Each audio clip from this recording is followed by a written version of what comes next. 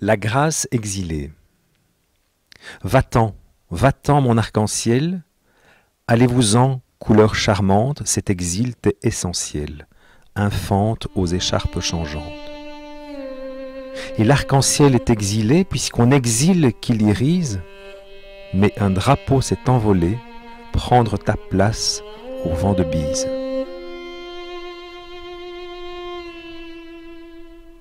En fait, la grâce exilée est précisément le titre du deuxième et dernier mouvement de mon concerto pour violon.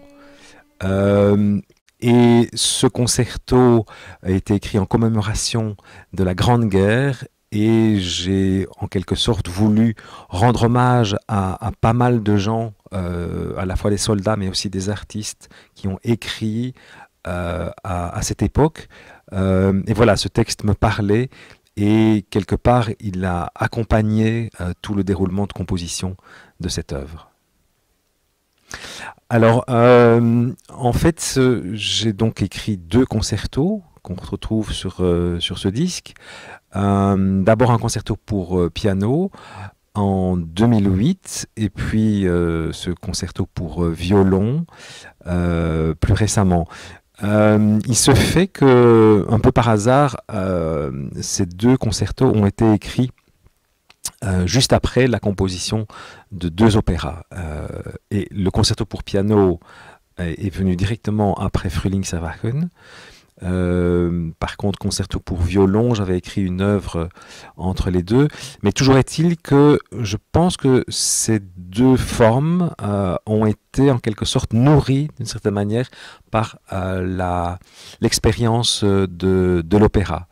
Qui est une expérience assez fabuleuse. C'est une expérience qui convoque la voix, bien entendu, mais qui convoque aussi une certaine dramaturgie. Et quelque part, le concerto, c'est aussi une forme de dramaturgie. Une dramaturgie qui met en scène un soliste et un orchestre et qui peut également, en tout cas par exemple dans le cas de ce concerto pour violon, peut-être mettre en place un certain discours, voire même peut-être des éléments programmatiques.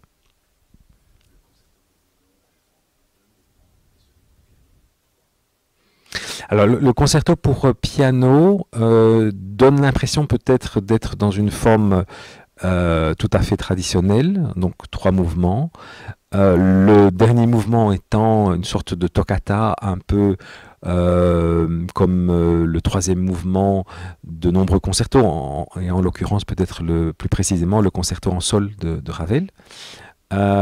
Mais ce qui m'intéressait aussi à travers une coupe assez traditionnelle, c'est de jouer sur une forme d'ambiguïté. C'est-à-dire que les 2 premiers mouvements ne sont ni vite ni lents. Puisqu'en général, la coupe traditionnelle d'un concerto, c'est vif, lent, vif. Là, en fait, on est toujours entre les deux. C'est-à-dire qu'à certains moments, on a l'impression qu'on est dans un mouvement lent, à un autre moment, plutôt dans un mouvement, soit un allegro ou un scherzo. Donc, quelque part, j'ai joué sur cette ambiguïté-là, ce qui, en quelque sorte, donnait légitimait, si vous voulez, le 3e mouvement qui, lui, est une sorte de porte de sortie, mais qui, là aussi, joue sur une forme d'ambiguïté parce que les premières mesures sont dans un mouvement lent. Donc, voilà, tradition, mais aussi une forme d'échappatoire ou d'ambivalence. Le concerto pour violon, lui, c'est 2 mouvements. Et quelque part, ça ne convoque peut-être pas la forme traditionnelle du concerto, mais plutôt, je dirais, une sorte de diptyque avec 2 idées assez différentes qui sont complémentaires, mais qui sont clairement opposées l'une à l'autre. Alors peut-être que la chose qui est moins traditionnelle, c'est de terminer un concerto par un mouvement lent, ce qui est le cas de la grâce exilée. Alors oui, surtout, donc le concerto pour piano a été écrit pour Cédric Tiberghien, avec qui j'ai travaillé, mais assez tardivement. Il se fait que, étant moi-même organiste et je dirais pianiste amateur, je dirais en termes d'écriture pour le clavier, je n'avais pas énormément de problèmes. Je pouvais tester pas mal de choses en le jouant moi-même.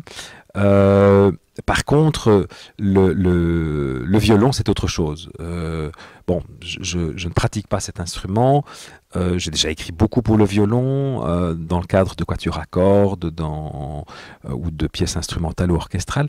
Mais l'écriture d'un concerto, donc avec vraiment quelque chose de virtuose qui appelle aussi un sens aigu à la fois oui, de la virtuosité et aussi de l'expressivité.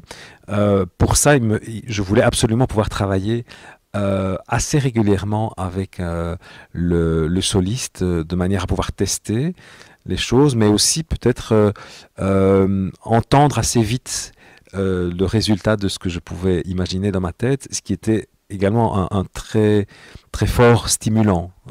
Et ce travail que j'ai pu faire avec Lorenzo Gatto pendant l'écriture du concerto a été vraiment extrêmement précieuse.